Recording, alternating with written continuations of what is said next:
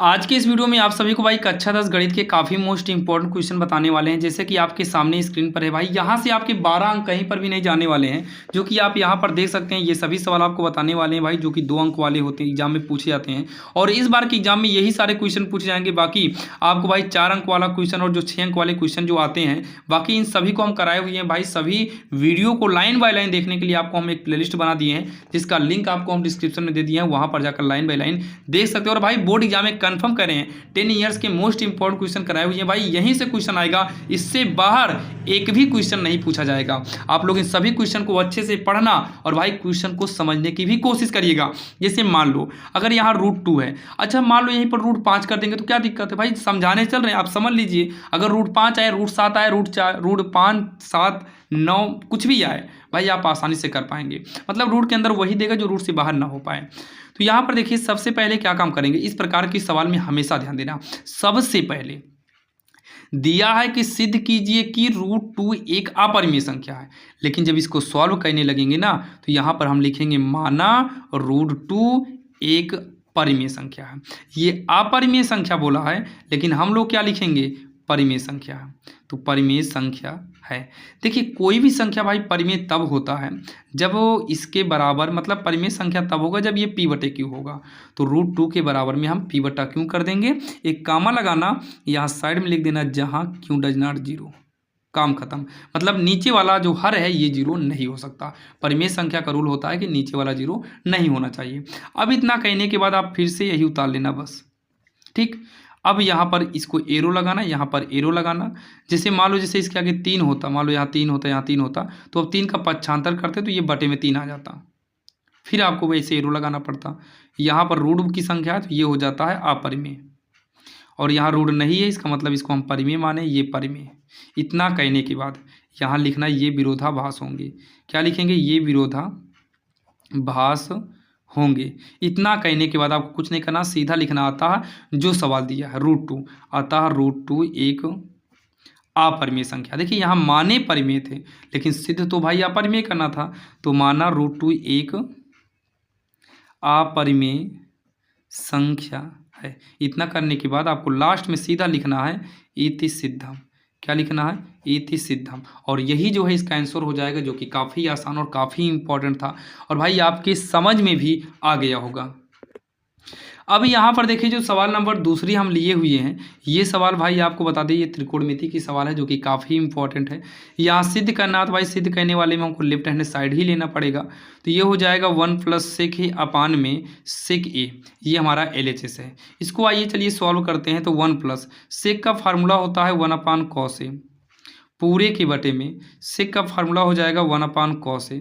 बाकी इसका हम 1 शॉर्ट वीडियो कराए हुए हैं, जिसका लिंक डिस्क्रिप्शन में दे देंगे। वहाँ पर भाई फार्मूला आपको बताया गया है, अगर ना पता हो तो। यहाँ cos का गुणा करा दो तो ये cos का नाम cos a + 1 हो जाएगा। देखिए जब हम ये तिरछा गुणा कराते हैं, क्यों कराते हैं, जब ऐसे तिरछा गुणा कराते हैं ना, अब ये cos पूरे के बटे में हो गया। अभी तक क्या था कि ये cos केवल 1 के बटे में था, पूरे के बटे में ये 1/cos a हो जाएगा। cos से cos हमारा कट भी जाएगा, cos से cos हमारा कट भी जाएगा। तो यहाँ पर क्या बचा, 1 + cos a। अच्छा बटे में क्या बचा है, देखिए बाहर बाहर ये कट गया, एक आया, बाहर बाहर का गुणा करेंगे तो 1 से गुणा करेंगे तो यही आएगा।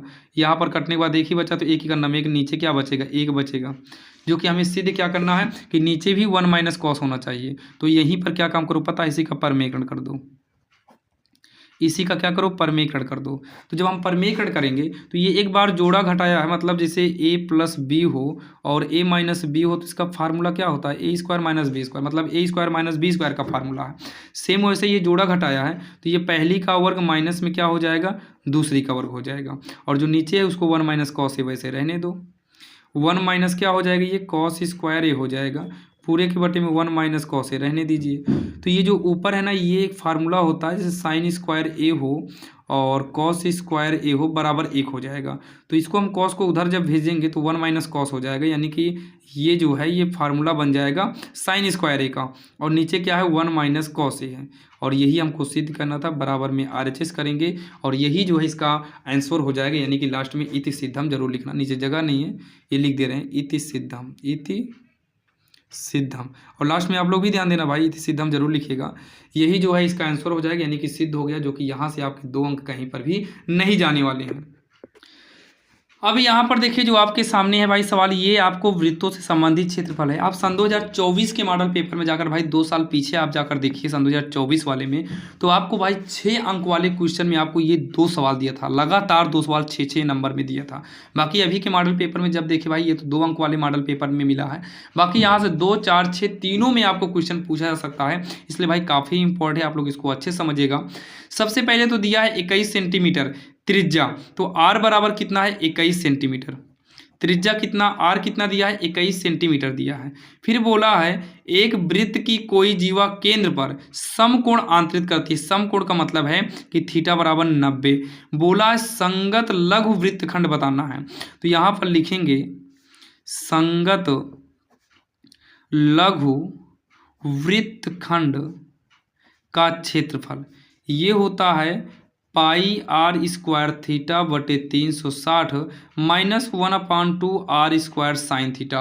और आपको बता दे रहे भाई ये वाली जो सवाल आप देख रहे हैं ना, ये सवाल पूरे 4 अंक या फिर 6 अंक वाले में पूछा जाएगा। भाई काफ़ी इंपॉर्टेंट ये क्वेश्चन माना जाता है। तो आइए इसको हम सॉल्व करते हैं। तो देखिए इसमें से आर स्क्वायर को कॉमन ले लेते हैं ताकि हमको सॉल्व करने भाई इसका कैलकुलेशन थोड़ा ईजी पड़े। तो आर स्क्वायर को हम कॉमन ले लेते हैं, तो यहाँ पर क्या बचेगा, पाई थीटा बचेगा 360, ये 1/2 साइन थीटा हमारा बचेगा। तो आर स्क्वायर पाई को वैसे ही रहने दीजिए और इनटू में थीटा, थीटा का मान रखेंगे कितना होगा 90 पूरे के बटे में 360, 1/2 साइन और थीटा की जगह पर 90 कर देते हैं। तो ये 90 का 90 90 चौका 360 हो जाएगा, 9 चौक 36 0 0 कट ही गया। तो आर का मान भी रख देते हैं, आर का मान कितना है 21 है, आर का मान कितना है 21 है, तो 21 का वर्ग। एक काम करो पाई का मान 22/7 रखिए, 22/7 और नीचे यहाँ पर 4 पहले से भी है, -1/2 साइन 90 का मान 1 हो जाता है। तो ये 2 का नम 2 का नम 2 दूनी 4 हो गया। तो ये 21 का वर्ग 11/7 दूनी 14 और ये कितना हो जाएगा 1/2। इसको आप सॉल्व करोगे तो हो जाएगा 21 × 21 हो जाएगा, ये 14 2 का लासा 14 आएगा, 14 से 14 कटेगा एक बार में, तो ये हो जाएगा 1 का नम 1 माइनस 2 7 14 यानी कि नहीं 14 का नम 14 एक बार में, 1 11 में 11 माइनस 2 7 14 7 बार में 7 का नम 7, ये हो जाएगा 21 × 21 × 11 में 7 घटाएंगे 4/14, तो ये 17 का 21 7 दूनी 14 2 दूनी 4, तो ये आएगा 3 दूनी 6 21 छक्का 6 का नम 6 6 दूनी 12 126 सेंटीमीटर स्क्वायर। ये इसका जो है आंसर हो जाएगा, जो क्षेत्रफल आएगा ये आपका आएगा 126 सेमी स्क्वायर आएगा, जो कि भाई काफ़ी इंपॉर्टेंट था। बस यही फार्मूला आपको तैयार करना था बस, बाकी ये सवाल काफ़ी इंपॉर्टेंट थी और आपकी समझ में भी आ गई होगी।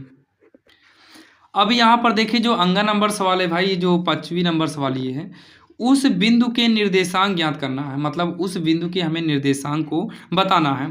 जो बिंदु, उस बिंदु के निर्देशांक ज्ञात कीजिए जो बिंदु 4, और 8, 5 को जोड़ने वाले रेखाखंड को 3:1 के अनुपात में अंतः विभाजित करते हैं। तो भाई सवाल नंबर 34 शायद छूट गई है क्या, हाँ नहीं अंगा है।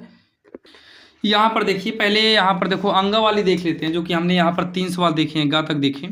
पहले हम ये अंगा वाली देख लेते हैं, फिर जो है ये वाली सवाल को हम देखेंगे। पहले इसको दोनों को देख लेते हैं, फिर लास्ट में हम इस वाली सवाल को कवर कर देंगे, ठीक। तो चलिए यहाँ पर देखिए, तो उस बिंदु के निर्देशांक ज्ञात कीजिए, उस बिंदु के निर्देशांक ज्ञात कीजिए जो बिंदु हमें दिया हुआ है 4, 3 दिया है और 8, 5 दिया और साथ में यहाँ अनुपात भी दिया है। तो यहाँ पर देखिए सबसे पहले लिखेंगे बिंदु, जो हमें बिंदु दिया है, कौन कौन सा बिंदु है भाई 4, -3 है, 4, -3 है और कितना है 8, 5 है। तो x1 कितना हो जाएगा 4, x2 कितना होगा -3, x1 y1 होगा, x2 कितना है 8 और y2 कितना है 5। अनुपात यहाँ पर दिया तो लिखेंगे अनुपात 3:1। तो यहाँ से m1 जो निकलेगा 2 और m2 जो निकलेगा वो 1 आएगा। तो यहाँ पर हमें क्या पूछा, हमसे बिंदु के निर्देशांक पूछा है। तो यहाँ पर लिखेंगे निर्देशांक, निर्देशांक अंतः के लिए प्लस का ही चिन्ह यूज करेंगे। तो ये हमारा हो जाएगा m1 x2, m2 x1 पूरे के बटे में m1 + m2 होगा, यहाँ कामा लगेगा, m1 y2 प्लस में m2 y1 पूरे के बटे में m1 प्लस का हम m2 कर देंगे। अब यहाँ पर जो है सब का मान हम यूज करेंगे। तो यम1 कितना है 3 गुणे x2 कितना है 8 प्लस में यम2 कहाँ पर है 1 है गुणे में x1 कहाँ पर है 4 है बटे में यम1 कितना है 3 प्लस यम2 कितना है 1 यम1 कितना है 3 गुणे y2 कितना है 5 यम2 कितना है 1 गुणे y1 कितना है भाई y1 कितना है ये y1 है माइनस का 3 यम1 कितना है 3 प्लस 1। अब इतना कहने के बाद ये हो जाएगा 3 और 24 प्लस 4 का नम 4 बटे का 4 ये हो जाएगा पंक्ति 15 माइनस 1 तिक्के 3 बटे का 4 ये हो जाएगा 24 4 28 बटे 6 15 में से 3 गए 12 बटे का 4 4 सत्ते 28 हो गया 4 3 12 तो ये होगा 7,3 ये इसका जो है उत्तर हो जाएगा जो कि काफ़ी आसान है और आपकी समझ में आया होगा जो कि ये भाई सवाल नंबर अंगा थी। अब यहाँ पर देखिए पहले 4 नंबर देख लेते हैं फिर घा नंबर जो घा नंबर छूटा है उस घा नंबर को भी हम देख लेंगे। अब यहाँ पर देखिए भाई जो ये सवाल दिया गया भाई काफ़ी इंपॉर्टेंट है। आपको इस प्रकार से सवाल जो है आपको इसके पहले वाले पार्ट यानी कि पार्ट 4 में भी मिला रहा होगा। तो इसको कैसे सॉल्व करना है देखिए सबसे पहले तो हमें y का मान निकालना है कोई बात नहीं। अब यहाँ पर बिंदु जो दिया उस बिंदु को लिखेंगे। बिंदु क्या दिया है 5 कामा -3 और 13 कामा y दिया है 13 कामा y दिया है। यहाँ पर देखिए बीच की जो दूरी का फार्मूला होता है under root x2 minus x1 का स्क्वायर y2 माइनस y1 का स्क्वायर। तो भाई जो दूरी है ये 10 है रूट के अंदर ये हमारा x1 y1 है x2 y2 है। तो x2 माइनस x1 तो x2 कितना है 13 माइनस x1 कितना है 5 स्क्वायर y2 कितना है y माइनस y1 कितना है तो -3 तो माइनस माइनस प्लस का 3 स्क्वायर। तो दोनों पक्षों का जब हम वर्ग करेंगे तो ये 10 का स्क्वायर 100 हो जाएगा। जब इसका स्क्वायर करेंगे तो ये रूट ही गायब हो जाएगा। तो मान लो रूट यहाँ से गायब हो गया वर्ग कर दिए ठीक।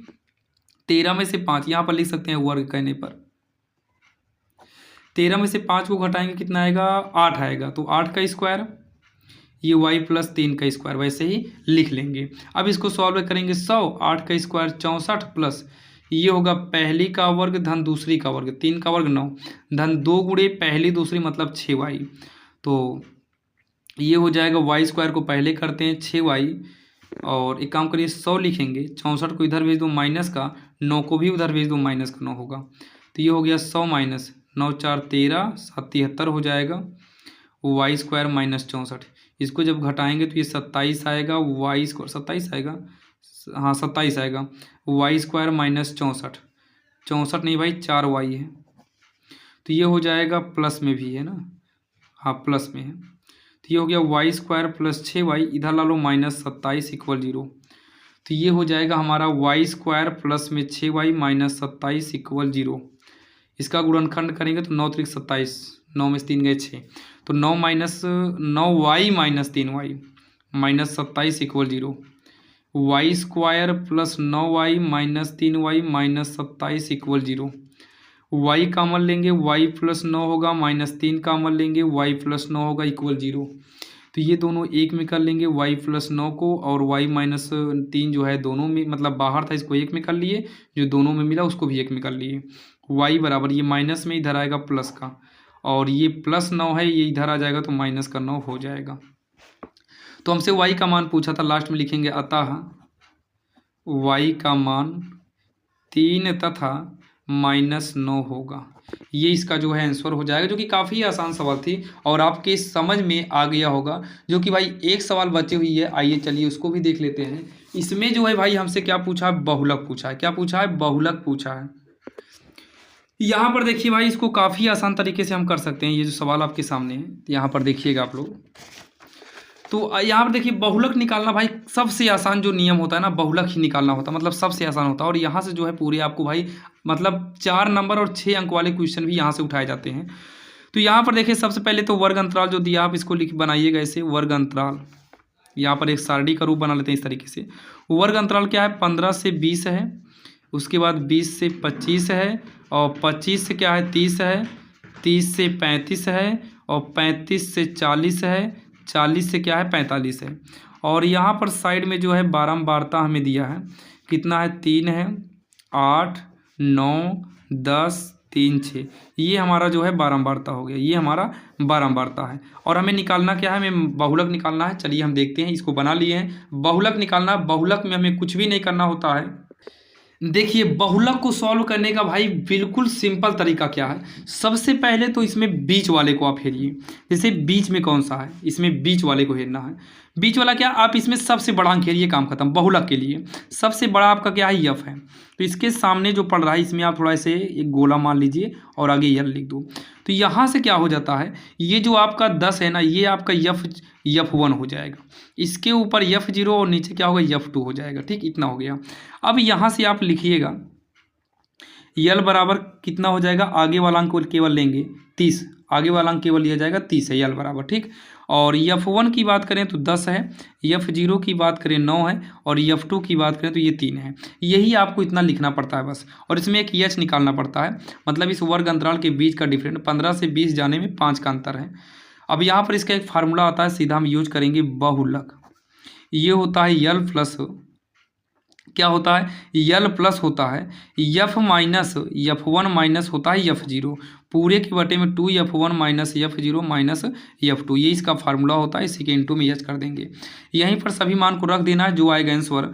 जैसे यल कितना है 30, प्लस में F1 की बात करें तो वो 10 है, माइनस F0 9 है, और यहाँ 2 गुणे F1 10 है, माइनस F0 9 है, और F2 की बात करें तो ये 3 है, और इंटू में एच की बात करें तो 5 है। तो ये हो जाएगा 30 प्लस 10 में 9 गए, 1 आएगा, ये 10 दूनी 20 माइनस माइनस माइनस जुड़ जाएगा 12 होगा, और इंटू में कितना 5 है। तो ये होगा 30 प्लस 1 बटे 20 में 12 घटाएंगे 8 5, तो ये होगा 30 प्लस 5 बटे 8। तो ये तिरछा गुणा करा देंगे, 8 0 0, 8 3 24 होगा, प्लस में 5 पूरे के बटे में क्या हो जाएगा 8 आ जाएगा।